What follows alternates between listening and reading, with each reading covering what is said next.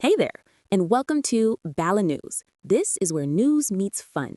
If you enjoy our show, don't forget to like, subscribe, and hit the notification bell so you won't miss our occasional updates.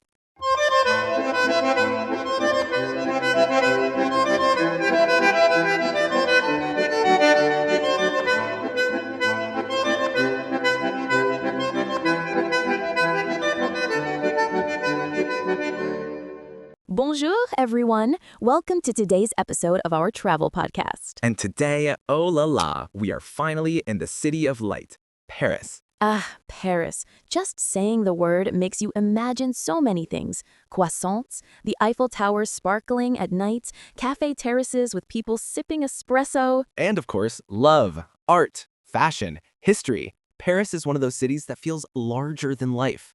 It's a city people dream about, even if they've never been there. That's true. In fact, there's a famous quote often attributed to Hemingway. If you are lucky enough to have lived in Paris as a young man, then wherever you go for the rest of your life, it stays with you, for Paris is a movable feast. Beautifully said. And even if you're not young, or even if you're only visiting for a week, it still feels like a feast. There's so much to taste, see, and feel. Exactly. And today, we're going to walk you through Paris in a way that's not just a list of go here, go there. We want you to feel like you're traveling with us, sharing stories, soaking in the atmosphere, learning little secrets that guidebooks might skip. Right. Think of us as your two friends who have spent a lot of time wandering Paris, sometimes getting lost, sometimes stumbling into magic, and now we're telling you all about it over a bottle of wine at a Parisian cafe. Speaking of cafes, I still remember my very first morning in Paris. Jet-lagged, a little confused with the metro system, but I sat down at a corner cafe near Boulevard Saint-Germain. The waiter brought me a tiny espresso and a croissant that was so buttery it practically melted in my hands. And as I looked around, everyone seemed effortlessly chic. Even the people just walking their dogs looked like they had stepped out of a fashion magazine. Oh yes, Paris has that effect. People watching there is almost an art form. And that's one of the first things to know about Paris. It's not only about the monuments, it's about the atmosphere, the way people live, the rhythm of the day. Totally. But let's rewind for a second. Before we get into specific landmarks like the Eiffel Tower or the Louvre, let's set the stage. Paris isn't just one neighborhood. It's made of 20 districts called arrondissements, arranged like a spiral, almost like a snail shell. That's right. They start in the very center, where you'll find places like the Louvre and Notre Dame, and spiral outwards. Each arrondissement has its own personality. The Marais is trendy and full of history. Montmartre is bohemian and artistic. The 7th has the Eiffel Tower. And if you go further out, you'll find more local, less touristy vibes. And the funny thing is, Parisians often identify with their arrondissement. Like, if someone says, I live in the 11th, it says a lot about their lifestyle, the cafes they go to, the kind of nightlife they enjoy. Yeah, it's like neighborhoods in New York or London. Each one is its own little world. And for travelers, that means you don't just travel to Paris, you travel within Paris. Exactly. And let's not forget, Paris is a walking city. Yes, there's the metro, which is fantastic and can get you pretty much anywhere quickly. But some of the best moments happen when you just walk across a bridge on the Seine, down a random side street where suddenly you find a hidden bakery or a small square with kids playing football. Ah, the Seine. The river really defines Paris. It divides the city into the right bank and the left bank, and each side has a different vibe. The right bank has the grand boulevards, the Champs-Élysées, the big shopping areas. The left bank is more intellectual, more bohemian. It was home to philosophers, writers, and artists like Sartre, Simone de Beauvoir, Picasso, and Hemingway. And you really feel that difference when you cross the bridges. One moment, you're surrounded by high-end boutiques. The next, you're in a cozy bookshop that smells of old paper and coffee. Speaking of bookshops, one of my absolute favorite places in Paris is Shakespeare & Company, right across from Notre Dame. It's this legendary English-language bookstore that's been around since the 1950s, and it became a hub for writers like Allen Ginsberg and Henry Miller. Even today, you can wander through, browse the shelves, and if you're lucky, catch a poetry reading. Oh yes, and the upstairs reading room, it feels like stepping into another era. You can sit by the window, look out at the sun, and imagine all the stories that have passed through those walls. And that's really Paris in a nutshell. Layers of history, art, and daily life stacked on top of each other. You can be standing in a square where revolutionaries once marched, while at the same time hearing a busker play modern jazz on the corner. So true. But you know what else I think makes Paris special? the way the city looks at night. Ah, yes, the nickname, La Ville Lumière, the city of light. Exactly. People think it's just about the Eiffel Tower sparkling, but actually, the name comes from the 18th century, when Paris was one of the first cities in Europe to have street lighting. It made the city safer, more vibrant, and it became a symbol of enlightenment, literally and figuratively. And that tradition continues, strolling along the Seine at night, seeing the bridges lit up, the reflections in the water. It's incredibly romantic, but also just magical, even if you're alone. You're right. You don't need to be in Paris with a partner to feel that magic. You can fall in love with the city itself. So, in this episode, here's what we'll do. We're going to take you on a journey through Paris, starting with the Eiffel Tower, of course, then into the Louvre, the Gothic splendor of Notre Dame and Sainte-Chapelle, the bohemian soul of Montmartre, the grandeur of Versailles, and of course, the food, the cafes, and some practical tips so you can make the most of your trip. And we'll sprinkle in histories, stories, and a few fun facts you can impress your friends with when you visit. Like, did you know there's only one stop sign in all of Paris? No way. Yep, just one official stop sign in the whole city. Parisians rely more on roundabouts, traffic lights, and let's be honest, their own boldness behind the wheel. That explains a lot. Paris traffic is like a ballet. Chaotic, but somehow it works. Exactly, and that's Paris. Sometimes overwhelming, sometimes confusing, but always beautiful. So grab your metro tickets, your appetite, and maybe a notebook for all the little recommendations, because we're about to dive deep into the wonders of Paris. Shall we start with the most iconic symbol of them all? The Eiffel Tower? The one and only. All right, B, let's start where most people's Paris dreams begin, the Eiffel Tower. Oh, yes. The Iron Lady herself, standing tall at 324 meters. You know, it's funny, today she's the ultimate symbol of Paris, but when Gustave Eiffel first unveiled it for the 1889 World's Fair, Parisians actually hated it. Right. There were critics who called it a monstrous piece of metal and even compared it to a factory chimney. Exactly. A group of prominent artists and intellectuals even signed a petition against it. Can you imagine Paris without the Eiffel Tower now? Impossible. But that's the thing about icons. They often start out controversial. Eiffel himself defended the tower, saying it was a monument of modern engineering. And over time, people not only accepted it, but fell in love with it. And today, nearly 7 million people visit it each year, making it one of the most visited paid monuments in the world. Let's paint a picture for our listeners. Imagine standing at the base of the tower. You look up and the iron lattice just stretches endlessly above you. It feels light and airy, but at the same time, incredibly powerful. And depending on the time of day, it changes character. In the daytime, it's a bold structure against the Parisian sky. At sunset, it glows golden. And at night, when the lights come on, and especially when it sparkles every hour on the hour for 5 minutes, it's pure magic. Yes, that sparkling effect, they added it in 2000 to celebrate the new millennium, and it was supposed to be temporary, but it became so beloved that they made it permanent. So let's talk about visiting. You can go up to 3 different levels. The first has exhibitions, the second has restaurants and a great view, and the top gives you that unbeatable panoramic sweep of Paris. And if you're adventurous, you can even climb the stairs up to the second floor, about 674 steps. It's a workout, but the view through the iron beams as you ascend is really unique. Totally worth it. But here's a practical tip. Book your tickets online in advance. The lines at the Eiffel Tower can be brutal, especially in summer. Good point. And if you want a quieter experience, go early in the morning or late at night. The tower closes around 11 p.m. or midnight, depending on the season, and those late visits are magical. Fewer crowds, and the city lights are just breathtaking. Speaking of lights, here's a quirky fact. Technically, the Eiffel Tower's nighttime illumination is copyrighted. So professional photos of the tower lit up at night are considered artistic works. Really? So if I post my selfie with the sparkling Eiffel Tower behind me, am I breaking the law? No, don't worry. For personal use, it's fine, but commercial use is a different story.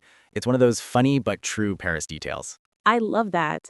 Okay, but beyond going up the tower, one of the best things is actually viewing it from different spots around the city. Yes, like from the Trocadero across the river. That's where you get those perfect postcard shots with fountains leading up to the tower. Or from the Champ de Mars, the big lawn right in front of it. Perfect for picnics. I've had evenings where locals and travelers alike gather with baguettes, cheese, and wine and just watch the tower sparkle. It feels almost like a community event. Oh, I've done that too. And don't forget Pont de Bir Hakim. That's the bridge with the beautiful arches you've seen in movies like Inception. Great view of the tower framed by the Seine. True. And here's a lesser-known spot, Rue de l'Université. There's this stretch where the street ends, and bam, the tower looms at the end like a stage backdrop. Instagram gold. Let's not forget the Seine boat cruises. drifting down the river at night, glass of champagne in hand, and suddenly the Eiffel Tower starts to sparkle. That's an unforgettable Paris moment. Absolutely. Now, let's get back to Gustave Eiffel himself for a moment. Did you know he actually had a private apartment at the very top of the tower? Yes, he used it to host guests like Thomas Edison. In fact, Edison even demonstrated his phonograph there. Imagine being invited to the highest apartment in Paris in the 19th century. It's still there today, decorated in the original style with wax figures of Eiffel and Edison. It feels like stepping back in time. That's such a cool detail, and it shows how Eiffel wasn't just building a tower, he was making a statement about progress, innovation, and the future. And ironically, the tower was only meant to last 20 years. It was supposed to be dismantled after the World's Fair concession expired in 1909. Right, but it was saved partly because they realized it could be useful as a radio transmission tower. So communication technology literally saved the Eiffel Tower. Amazing twist of fate, from hated experiment to almost demolished to the world's most beloved landmark. Exactly, and that's what makes the Eiffel Tower more than just a pretty structure. It's a story of resilience, of changing perspectives, and of human creativity. Well said. So listeners, when you're in Paris, don't just tick off the Eiffel Tower as a box on your checklist. Spend time with it. Walk around it, see it from different angles, enjoy a picnic on the grass, take that nighttime boat ride. Make it part of your story. Because trust me, once you see it sparkle against the Parisian night, you'll never forget it. And speaking of unforgettable, our next stop is just as iconic, but in a very different way. The world's greatest museum of art and history, the Louvre. All right, we've admired Paris from above with the Eiffel Tower. Now let's dive indoors to one of the most visited museums on Earth, the Louvre. Ah, the Louvre. Just saying the name makes me think of glass pyramids, endless corridors of art, and, of course, the Mona Lisa's mysterious smile. Exactly. But here's what's fascinating. The Louvre wasn't always a museum. It actually began as a fortress back in the late 12th century, built by King Philip II. You can still see remnants of those medieval walls in the basement of the museum today. That's right. Then it transformed into a royal palace. For centuries, French kings and queens lived there before Louis XIV moved the royal court to Versailles in the 17th century. After that, the Louvre became a place for art collections, eventually opening as a public museum in 1793 during the French Revolution. So when you walk through the Louvre, you're not just looking at art, you're also walking through centuries of French history. Absolutely. And let's not forget, this place is massive. People always say, you can't see the Louvre in one day, and that's true. In fact, if you spent just 30 seconds looking at each artwork, it would take you about 100 days to see everything. That's wild, which is why we always recommend picking a few highlights or focusing on one section, rather than trying to do it all. Otherwise, you'll just end up exhausted and overwhelmed. Okay, so let's talk highlights. Everyone goes straight for the Mona Lisa, of course. Yes. Leonardo da Vinci's La Gioconda. She's surprisingly small, just 30 by 21 inches, but she attracts the biggest crowds. People are always shocked by her size. And by the crowd management. You usually see her from behind a rope, surrounded by people holding up their phones. True. But once you get close enough, it's worth it. That enigmatic smile, the way her eyes seem to follow you, it really is mesmerizing. And she has an adventurous history, too. Did you know she was stolen in 1911? Yes, an Italian handyman named Vincenzo Peruggia hid inside the museum overnight and simply walked out with the painting under his coat. It was missing for 2 years before being recovered in Florence. And ironically, that theft made the Mona Lisa world famous. Before that, she was admired, but not the star attraction she is today. Amazing how scandal can make art iconic. But the Louvre is so much more than just Mona Lisa. For example, there's the Winged Victory of Samontre, a breathtaking Greek sculpture of Nike, the goddess of victory. She's headless, but her flowing robes and dynamic pose make it feel like she's landing on a ship's prow at that very moment. Oh, I love that piece. It's displayed at the top of a staircase, so when you approach, it feels like she's greeting you. Then there's the Venus de Milo, another Greek masterpiece. She's famous for her missing arms, but her beauty and serenity are timeless. And let's not forget the Egyptian collection. Sarcophagi, hieroglyphs, giant statues. You feel like you're walking into another civilization. One of my favorites is the Code of Hammurabi. This ancient Babylonian law code, carved into a black stone pillar, is one of the oldest deciphered writings of significant length in the world. Imagine laws written almost 4,000 years ago, preserved right there in Paris. That's the magic of the Louvre. You're not just in a French museum, you're on a world tour through human history. Exactly. And speaking of French history, the Louvre itself is a work of art. Remember when the glass pyramid was unveiled in 1989? Yes, designed by Chinese-American architect I.M. Pei, it was controversial at first. Many Parisians thought a modern glass pyramid clashed with the classical architecture of the palace. But now it's become iconic. The pyramid is the main entrance, and it brings light into the underground lobby. Plus, it makes for amazing photos, especially at night when it's illuminated. Definitely. So here's a travel tip. The Louvre is closed on Tuesdays. Don't be the traveler who shows up on Tuesday morning with your pre-booked ticket. Yes, always check museum schedules in Paris. They can surprise you. And speaking of tickets, book online to skip the long lines. Another tip, if you want to enjoy the museum with fewer crowds, go in the evening. On certain nights, the Louvre stays open until 9:45 p.m., and it's a much calmer experience. That's a great point. And even if you're short on time, sometimes just walking through the courtyards of the Louvre is worth it. The architecture, the fountains, the pyramid, it's like being in a giant open-air artwork. And don't forget the Tuileries Garden right outside. Perfect for a stroll or a break after hours inside. You can sit by a fountain, eat a macaron, and people watch. Yes, I've done that. There's something about sitting in those green metal chairs and watching kids sail toy boats in the fountains. It's quintessential Paris. Okay, before we move on, let's share one quirky Louvre fact. Did you know that the Louvre is rumored to have ghosts? Really? Tell me more. There's a legend about a ghostly figure named the Red Man of the Tuileries, said to haunt the ground since the 15th century. Supposedly, he appears before great tragedies. Of course, it's just legend, but it adds a spooky twist to the museum's history. Paris really does love its legends. From revolutionaries to phantoms, the city is never short on stories. That's why the Louvre is unmissable. It's not just about art, it's about layers of history, myth, and humanity. Well said.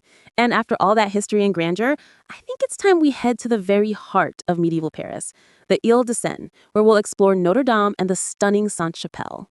Yes, let's cross the Seine and step into Gothic splendor. Okay, so we've wandered through the Louvre, admired the Impressionists at the Orsay, and soaked in all that art. But Paris isn't just about museums. At some point, you just have to step outside and face the scene, because right in the middle of it is the historic heart of Paris, Île de la Cité. Yes, that little island where it all began. Paris actually grew out of this spot, back when it was still called Lutetia in Roman times.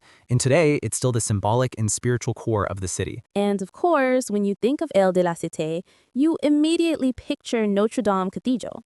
Even with the fire in 2019, Notre Dame remains one of the most iconic churches in the world. Exactly. Construction started back in 1163 under Bishop Maurice de Sully and took nearly 200 years to complete. That's medieval dedication for you.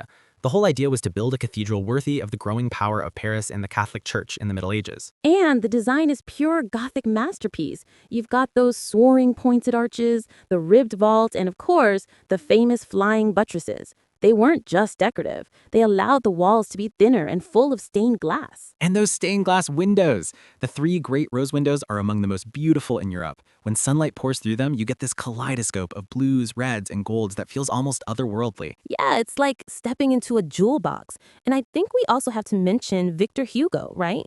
Without him, Notre Dame might not even have survived. Totally. In the 19th century, the cathedral had fallen into disrepair. People even talked about demolishing it. Then Hugo publishes The Hunchback of Notre Dame in 1831, and suddenly the building becomes a symbol of French heritage again. The public fell in love with it, and that led to a major restoration led by Eugene Viollet-le-Duc. And of course, his additions include the spire that tragically collapsed in 2019 fire. But don't worry, it's being rebuilt and will be back by 2024 in time for the Olympics. Fun fact, Notre Dame has also witnessed huge moments in French history. Napoleon crowned himself emperor there in 1804, and Charles de Gaulle held a Te Deum there after the liberation of Paris in 1944. So, travel tip here. Even though the cathedral's interior has been closed for restoration, you can still walk around it, admire the facade with its incredible sculptures, and check out the nearby plaza where they've set up exhibits about the reconstruction. And don't miss the archaeological crypt under the square. You can actually see the remains of Roman-era Paris, ancient walls, and foundations. It's like peeling back layers of the city. Now, if we move just a few minutes away on the island, we come to Sainte-Chapelle. Honestly, it's one of the most jaw-dropping places in Paris, and I feel like it doesn't get as much attention as it deserves. Agreed. Sainte-Chapelle is basically a 12th century royal chapel built by King Louis IX, later Saint Louis, to house his collection of relics, including what was believed to be Christ's crown of thorns. And architecturally, it's like a miracle. The upper chapel is almost all stained glass, 15 huge windows, each about 15 meters tall, with over 1,000 scenes from the Bible. When you step inside, it feels like the walls have dissolved and you're floating in color and light. Historians say it was meant to be a kind of heaven on earth, and you can totally see that intention. Here's a tip. Go on a sunny day in the late afternoon. That's when the light really floods in, and it's almost like being inside a kaleidoscope. And don't forget the lower chapel, dedicated to the Virgin Mary. It's smaller, darker, but has this very intimate, almost mystical atmosphere. And one quirky story. During the French Revolution, the relics were dispersed, and Sainte-Chapelle itself was used as a storage warehouse for grain. Imagine this jewel of Gothic art filled with sacks of wheat. That's wild. But thank goodness it was restored in the 19th century, and today it's one of Paris's true hidden gems. So between Notre Dame and Sainte-Chapelle, you're really getting two sides of Gothic architecture. The monumental, awe-inspiring scale of a great cathedral and the intimate, jewel box radiance of a royal chapel. And while you're on Ile de la Cité, it's worth just strolling around. Cross the little bridges, admire the scene, maybe stop at the flower market near the Cité metro station. It's been around since 1808, and on Sundays, it even turns into a bird market. It's such a charming slice of local life, and you're literally walking in the footsteps of history. Kings, revolutionaries, poets, and artists have all passed through here. So if you ask me, Ile de la Cité is the soul of Paris. Between the grandeur of Notre Dame, the radiance of Sainte-Chapelle, and the quiet corners by the Seine, you really feel the layers of the city's past. So after wandering through Notre Dame and Sainte-Chapelle on Ile de la Cité, you just have to cross the river and head into one of the liveliest, most atmospheric parts of Paris, the Latin Quarter. Oh yes, the Latin Quarter. It's got that mix of student energy, history, and charm. And the name itself comes from the Middle Ages, right? Because back then, the students at the Sorbonne and other schools around here were all speaking Latin. Exactly. Latin was the language of learning, so this whole area became synonymous with scholarship and intellectual life. And you still feel that vibe today. The Sorbonne University is right in the heart of it, and it's one of the oldest and most prestigious universities in Europe, founded in 1257. That's mind-blowing. Imagine students in the 13th century debating Aristotle or theology in these same streets. And the Sorbonne went on to play a major role in shaping not just French, but European intellectual history. Think of all the philosophers, writers, scientists who studied or taught here. And speaking of intellectuals, the Latin Quarter was a hotspot for the great minds of the 20th century, too. People like Jean-Paul Sartre, Simone de Beauvoir, Ernest Hemingway, and James Joyce all hung out in cafes around here. Yes, and that brings us to one of my favorite things in the Latin Quarter, the cafes. Café de Flore, Les Deux Magots, La Glacerie de Lila. These weren't just places to drink coffee, they were intellectual playgrounds. Sartre and de Beauvoir practically lived in Café de Flore, writing, debating, plotting the future of existentialism. And Hemingway loved La Glacerie de Lila. He even wrote parts of The Sun Also Rises there. I always say if you sit at one of these cafes with a notebook, you can pretend you're part of Paris's literary history. Totally. And beyond the cafes, the Latin Quarter is also full of little winding streets, bookshops, and quirky spots. The most famous has to be Shakespeare & Company. Oh yes, that legendary English language bookstore right by the Seine. It was founded by George Whitman in the 1950s, but it carried on the tradition of Sylvia Beach's original Shakespeare & Company, which was a hub for writers like Hemingway, Joyce, and Ezra Pound in the 1920s. What I love is that it's not just a bookstore, it's a community. They have readings, events, and they even let aspiring writers sleep among the bookshelves in exchange for helping out. That's such a romantic idea, right? Falling asleep surrounded by books in the heart of Paris. And inside, it's all these crooked staircases, hidden corners, and that famous motto, "Be not inhospitable to strangers, lest they be angels in disguise." Beautiful. And while you're exploring, you also can't miss the Pantheon. It's right up the hill in the Latin Quarter, and it's essentially the French national mausoleum. Yes, built originally as a church dedicated to Saint Genevieve, the patron saint of Paris, it later became this grand neoclassical building where the great men and women of France are buried. Voltaire, Rousseau, Victor Hugo, Émile Zola. She's the only woman buried there on her own merits. It's such a powerful place. And there's also Foucault's pendulum inside, a giant pendulum that demonstrates the rotation of the Earth. It's one of those scientific experiments that you can just watch in awe. Travel tip here, the Pantheon also has a dome you can climb. The view from up there is stunning. You see the Eiffel Tower, Notre Dame, the whole Parisian skyline. So between the Sorbonne, the cafes, Shakespeare & Company, and the Pantheon, the Latin Quarter is like this living museum of ideas, literature, and history. But it's also super lively, full of students, street musicians, creperies, and cheap little restaurants. Yeah, you can grab a falafel, sit by the Seine, or just wander the cobblestone alleys and stumble into a jazz bar. It's got that bohemian, timeless vibe. I always tell people, if you want to feel like a student in Paris full of curiosity, possibility, and just a little bit of rebellion, spend a day in the Latin Quarter. All right, so we've been in the Latin Quarter with its student vibes, but now let's head north, up a hill that's got a completely different spirit, Montmartre. Ah, Montmartre. It's like a village within Paris. Cobblestone streets, little squares, artists sketching portraits, and that famous white basilica of Sacré-Cœur sitting on top like a crown. Exactly. And Montmartre has always been a place of contrasts. In the 19th century, it was both a hub of bohemian creativity and a neighborhood of cabarets, nightlife, and even some scandal. Right. This is where artists like Picasso, Van Gogh, Toulouse-Lautrec, and Modigliani lived and worked. They were drawn here because rents were cheap and the atmosphere was, let's say, liberated. Yes, and the area had this energy of experimentation. Picasso painted his revolutionary Les Demoiselles d'Avignon while living in Montmartre, and Toulouse-Lautrec, of course, immortalized the cabaret life of the Moulin Rouge in his posters. Speaking of the Moulin Rouge, that's another Montmartre icon. Opened in 1889, the same year as the Eiffel Tower, it became famous for the can-can dance with its high kicks and frilly skirts. It was both shocking and exhilarating at the time. And fun fact, the Moulin Rouge has a red windmill on its roof, which was a nod to the many windmills that once dotted Montmartre Hill. In fact, Montmartre itself means Martyr's Mount, but it was also a place of vineyards and windmills before it became the artist's quarter. And some of those vineyards are still there. You can actually find a tiny vineyard called Clos Montmartre. Every October, they even hold a wine harvest festival with parades, tastings, and music. It feels like a little slice of countryside in Paris. Now, of course, the most visible landmark here is the Basilica of Sacré-Cœur. Construction started in 1875 and finished in 1914, although it wasn't consecrated until after World War I. It's interesting because Sacré-Cœur is not Gothic like Notre Dame, but Romanesque Byzantine in style, with those big domes that kind of look like marshmallows stacked on top of each other. Yes, marshmallows of faith, but it's also deeply symbolic. The basilica was built as a form of national penance after the Franco-Prussian War and the turmoil of the Paris Commune.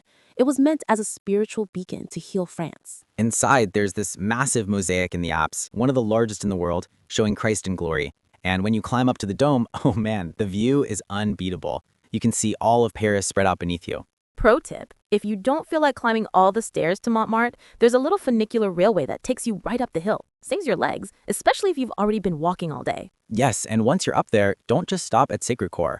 Wander into the Place du Tetra, where artists set up their easels and paint portraits. It's touristy, yes, but it's also fun. You get a sense of that artistic tradition still alive. And if you want a quieter Montmartre, just explore the back streets. Little cafes, ivy-covered houses, the Maison Rose, a paint cafe that's been painted countless times. It's like stepping into a postcard. Montmartre also has a bit of a rebellious history. During the Paris Commune of 1871, it was a stronghold of the revolutionaries. You can feel that spirit of independence still lingering in the air. So Montmartre is really a mix, sacred and profane, art and rebellion, village charm and bustling tourism. It's no wonder it's been such a magnet for dreamers and creators. I'd say if you want to feel both the romantic and the gritty side of Paris, Montmartre is the place to go. Have a glass of wine, watch the sunset from the steps of Sacré-Cœur, and just soak it all in. Okay, so we've climbed Montmartre, soaked in the bohemian vibes, and had that magical view from Sacré-Cœur. But sometimes when you're in Paris, you've got to step out of the city for a day. And honestly, there's no better escape than a trip to Versailles. Oh, absolutely. Versailles is just about 40 minutes by train from central Paris, but it feels like entering another world. The world of absolute monarchy, extravagance, and, let's face it, some serious drama. Yeah, Versailles is basically where French kings turned living large into an art form. The palace was originally just a hunting lodge built by Louis XIII, but then his son, Louis XIV, the Sun King, transformed it into the most magnificent royal residence in Europe. And Louis XIV wasn't just building a palace, he was building a statement. Versailles was a symbol of absolute power. By moving his court there in 1682, he could keep the nobility close, dazzled by the daily rituals of royal life, while he maintained full control. Exactly, and the palace itself, it's enormous, over 2,300 rooms. But the most famous has to be the Hall of Mirrors. Oh yes, that glittering gallery with 357 mirrors reflecting sunlight from the windows. Back then, mirrors were crazy expensive, so covering an entire hall with them was like saying, I am the richest king alive, deal with it. And it wasn't just for show. The Hall of Mirrors was where courtiers would gather to watch the king walk through, and later it became the site of historic events, most famously the signing of the Treaty of Versailles in 1919, which ended World War I. So you're literally standing in the room where world history changed. And then there are the king's and queen's apartments, filled with gilded ceilings, lavish furniture, and walls dripping with symbolism. One detail I love, Louis XIV's bedroom is right at the center of the palace, facing east, so the Sun King could literally rise with the sun. Even architecture bowed to his ego. That's classic Louis XIV. But beyond the palace itself, you've got the gardens of Versailles, designed by André Lenotre. They're like the definition of French formal gardens, perfectly symmetrical, with fountains, sculptures, and long perspectives that seem to stretch forever. They say when foreign dignitaries visited, Louis would lead them to the gardens, and just the scale of it all was meant to blow their minds. It's about order, control, and power, nature itself tamed by the king's will. But there's also a softer, more personal side at Versailles. For example, Marie Antoinette's Petit Trianon and her little hamlet. She wanted an escape from the stiff formality of court life, so she had this idyllic village built with cottages, a mill, and even a fake farm. Yeah, she'd dress up as a shepherdess and play at simple country living, which of course didn't sit well with the French people struggling outside the palace gates. That disconnect fed into the resentment that eventually exploded in the revolution. Exactly. So Versailles isn't just beautiful, it also tells the story of why the monarchy fell. Walking through, you can feel both the grandeur and the excess. Okay, travel tip time. If you're going, go early because the palace gets packed with tourists. And don't just rush the main rooms. Give yourself time to wander the gardens. Maybe rent a bike or a golf cart. Yes, and bring a picnic. The grounds are massive, and sitting by the Grand Canal with some cheese and a baguette feels pretty royal in its own way. And don't skip the musical fountain shows in the summer. They recreate the Baroque splendor of Louis XIV's time with water displays set to music. It's like stepping back into the 17th century. So a day trip to Versailles really gives you a sense of the extremes of French history, the glory, the opulence, and the reasons it all came crashing down. Exactly. It's both dazzling and sobering. And by the time you head back to Paris, you'll see the city differently because you'll understand the history that shaped it. All right, so after our Versailles day trip, we're back in the heart of Paris, and I think it's time to dive into a completely different kind of glamour, the Palais Garnier, or as most people call it, the Paris Opera House. Ah, yes, the place that literally makes you feel like you're inside a gold-plated dream. And the story behind it is fascinating. It was built during the Second Empire under Napoleon III, designed by the architect Charles Garnier, and it opened in 1875. Right, and Napoleon III wanted it to be the epitome of opulence. Garnier delivered in spades, from the grand staircase to the marble columns, the chandeliers, and of course the ceiling painted by Marc Chagall in the 1960s. The ceiling is a modern addition, but it somehow blends perfectly with the 19th century grandeur. And the grand staircase. Honestly, walking up those marble steps, you half expect to bump into Christine Daae or a mysterious phantom lurking in the shadows. Yes. Speaking of which, Garnier's Opera House was the inspiration for Gaston Leroux's Phantom of the Opera. There's even an underground lake below the building. They discovered it during construction, and Garnier just incorporated it into the foundations. Spooky and practical at the same time. Exactly. It's like Paris keeps these little secrets beneath its glamorous surfaces. And inside, the main auditorium is breathtaking. Red velvet seats, gilded balconies, massive crystal chandeliers. If you can, try to catch a performance there. Even just seeing a ballet or opera feels like stepping into a 19th century dream. And if you're not seeing a show, don't worry, the guided tours are excellent. You can learn about the architecture, the history, and the colorful characters who performed there over the centuries. Fun tip, bring a pair of binoculars, even if you're just touring. It lets you get close-up views of the ornate details, the sculptures, and the ceiling frescoes. Now, after soaking in all that opulence, Paris has another side, the nightlife. And the great thing is, it's so diverse. You can go from sipping cocktails in an elegant bar to dancing at a hidden club, or just enjoy a casual walk along the Seine with street musicians performing. Exactly. One of my favorite things about Parisian nightlife is that it's not all about loud clubs. There's a cafe or bar on almost every corner where you can listen to live jazz, watch people pass by, and feel the city's energy at night. And let's not forget the Rive Gauche versus Rive Droite vibes. Left Bank is more intimate and artsy. Think jazz bars, literary cafes, and student hangouts. Right Bank is glitzier, more upscale, with swanky lounges and chic cocktail bars. Also, if you're a foodie, nighttime is perfect for indulging in Parisian cuisine. Late-night boulangeries, creperies, and pâtisseries let you grab a fresh croissant or a warm galette even after dark. And for a classic experience, try a walk along the Pont Neuf or Pont Alexandre III at night. The bridges are illuminated, the Seine glimmers, and Paris really earns its nickname, La Ville Lumière. Totally. There's also the Montmartre nightlife scene if you want a more bohemian, fun vibe, bars, small music venues, and cabarets. You get the creative energy of the area combined with the historic charm. Honestly, the best travel tip for Parisian nightlife, Don't try to see everything. Pick a neighborhood, explore it, let yourself get lost, and enjoy the little discoveries, whether it's an underground jazz club, a hidden courtyard, or a tiny bistro that's been serving locals for decades. Exactly. Paris at night is intimate and magical. You'll see the city differently than during the day. The monuments, the lights, the reflections on the Seine, it's cinematic, romantic, and alive all at once. So between the grandeur of Opera Garnier and the energy of Parisian nightlife, you really get the dual personalities of the city, the historic, opulent side, and the modern, playful, living city. And the best part is you can experience both in one evening. Start with a tour or show at the opera, and then step out into the streets and soak in the city's nightlife. It's quintessential Paris. All right, so after soaking up Montmartre's charm and the nightlife along the Seine, it's time to talk about one of the most beloved parts of any Paris trip, the food and cafe culture. I mean, come on, Paris isn't just about monuments and museums. It's about flavors, aromas, and sitting at a cafe watching the world go by. Absolutely. And what's amazing is how integral cafes are to Parisian life. They're not just places to grab a coffee. They're social hubs, intellectual spaces, and cultural institutions. Think Café de Fleurs or Les Deux Magots. Hemingway, Sartre, and de Beauvoir practically made them legendary.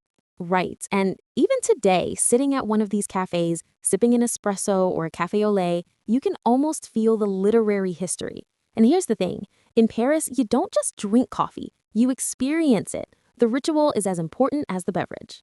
And then there's the patisserie culture. Croissants, pain au chocolat, eclairs, millefeuilles. Walking into a Parisian bakery is like entering a treasure trove of edible art. And they take it seriously. Ingredients, technique, presentation, everything matters. Exactly. Did you know that the word patisserie isn't just about pastries? It's a legally regulated term in France. Only certified pastry chefs can officially call their shop a patisserie. That's dedication to craft. And let's talk about some must-try items. A flaky croissant in the morning, straight from the oven, a fresh baguette for lunch, maybe with some cheese or ham, and of course, macarons from places like La Durée or Pierre Lhermé. Delicate, colorful, and unforgettable.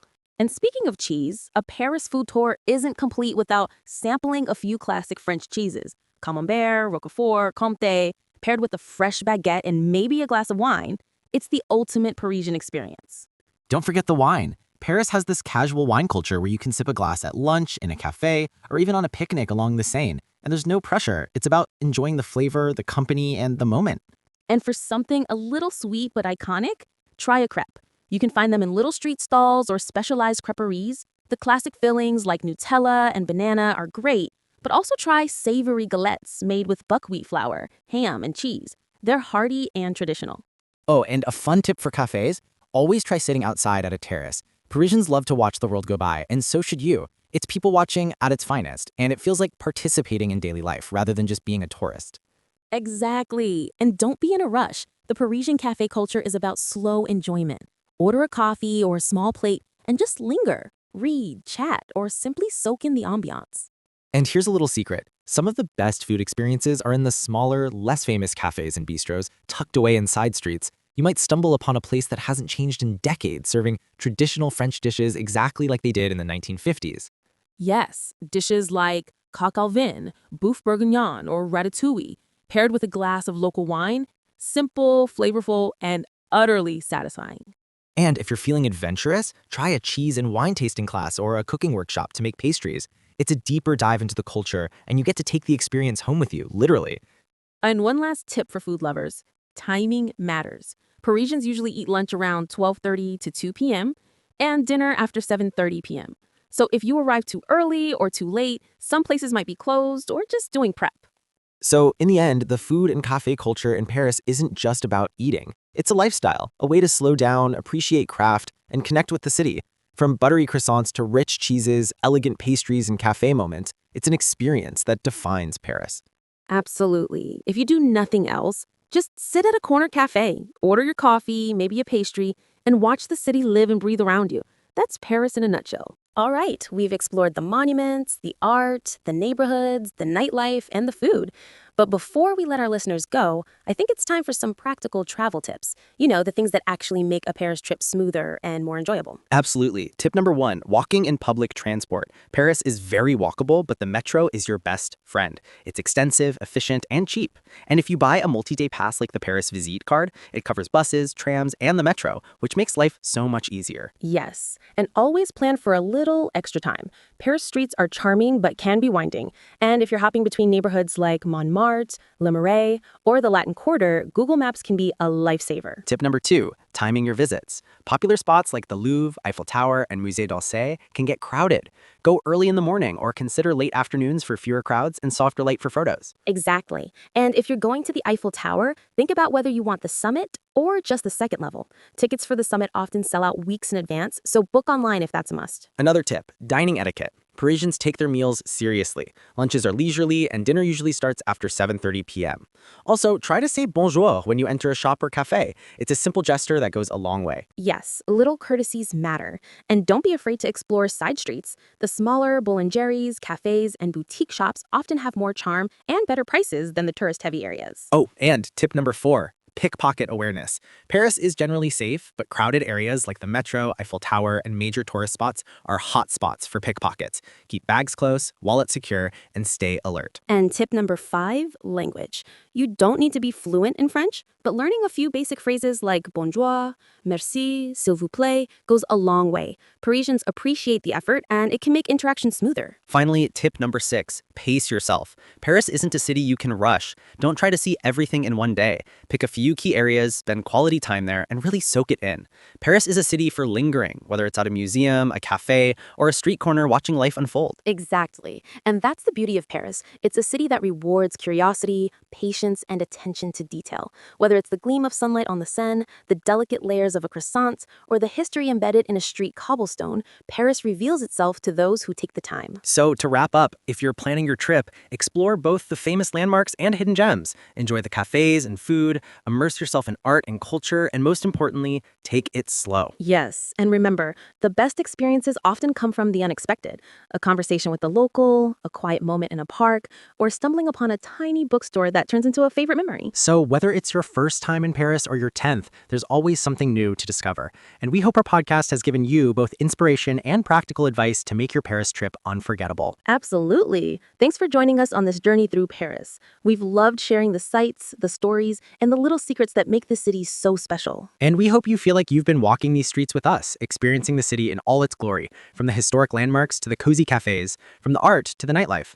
Merci, Paris, for always being magical. And merci to our listeners for coming along with us. Until next time, keep wandering, keep discovering, and keep savoring life one city at a time. Au revoir, everyone.